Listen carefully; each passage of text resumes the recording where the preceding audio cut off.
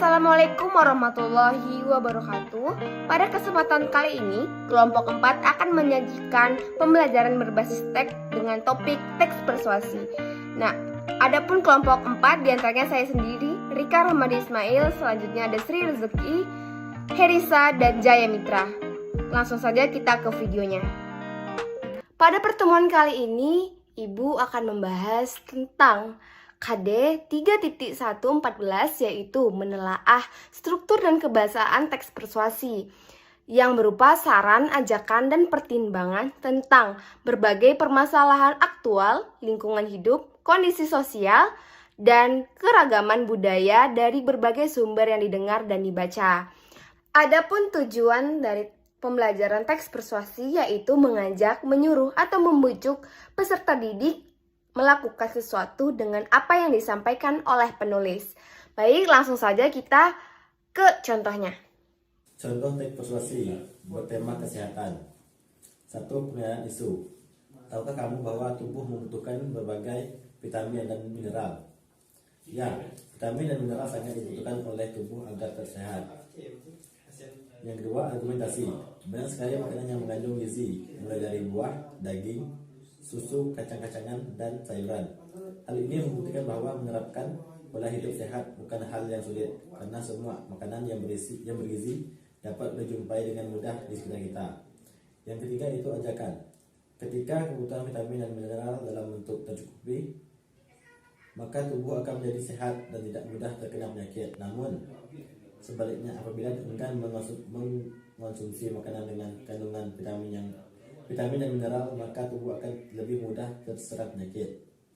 Jadi penting untuk mencukupi kebutuhan vitamin dan mineral dalam tubuh. Yang keempat yaitu penegasan kembali. Oleh karena itu, mulai dari sekarang mari terapkan pola hidup sehat dengan mengonsumsi makanan dan minuman yang mengandung vitamin dan mineral serta nutrisi lainnya. Selain makanan, kita juga harus mengimbangnya dengan olahraga yang teratur. Sekian, terima kasih. Nah, sesuai pemaparan yang diberikan oleh teman saya, Jaya Mitra, dapat kita simpulkan persuasif adalah ajakan kepada seseorang dengan cara memberikan alasan dan prospek yang baik dan meyakinkan. Dengan demikian, teks persuasi dapat diartikan sebagai teks yang berisi ajakan terhadap seseorang untuk melakukan sesuatu dengan alasan yang meyakinkan. Materi selanjutnya akan dilanjutkan oleh Sri Rezeki. Kepada Sri Rezeki, saya persilahkan. Selanjutnya ada ciri-ciri teks persuasi. Ciri yang pertama adalah menggunakan kalimat ajakan yang bertujuan mempengaruhi pembaca untuk melakukan sesuatu. Yang kedua, menggunakan kata-kata yang dapat meyakinkan pembaca melalui data yang akurat. Yang ketiga, menggunakan tanda baca seru karena identik dengan kalimat perintah yang harus dilakukan oleh pembaca. Yang keempat, menggunakan kata-kata yang mudah diingat sehingga dapat menarik minat pembaca. Selanjutnya ada struktur teks persuasi akan dibahas oleh Herisa. Kepada Herisa saya persilahkan. Assalamualaikum warahmatullahi wabarakatuh. Perkenalkan, nama saya Herisa dengan NIM 2003010082. Di sini saya akan menjelaskan sedikit tentang teks persuasi. Teks persuasi dapat diartikan sebagai teks yang berisi ajakan terhadap seseorang untuk melakukan sesuatu dengan alasan yang meyakinkan. Teks persuasi adalah teks yang berisi pernyataan-pernyataan yang mendorong seseorang untuk melakukan keinginan penulis.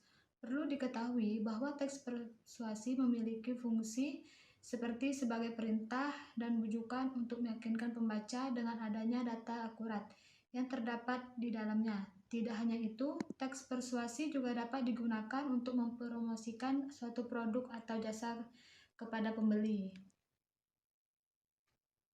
Selanjutnya ada struktur teks persuasi.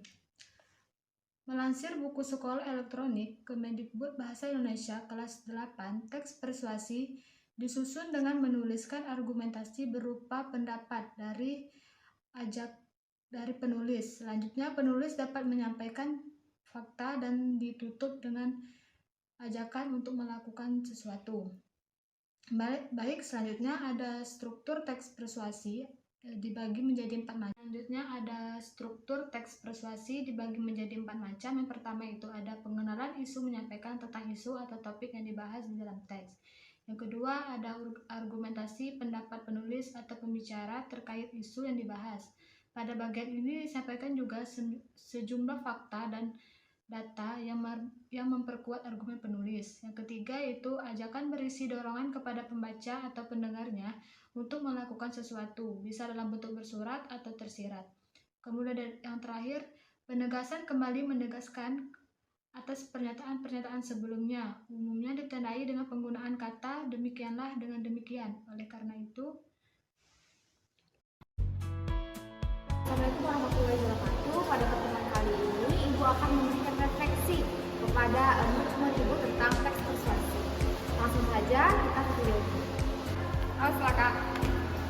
Baik, yang kalah dari sulit akan mengambil satu kartu yang berisi pertanyaan.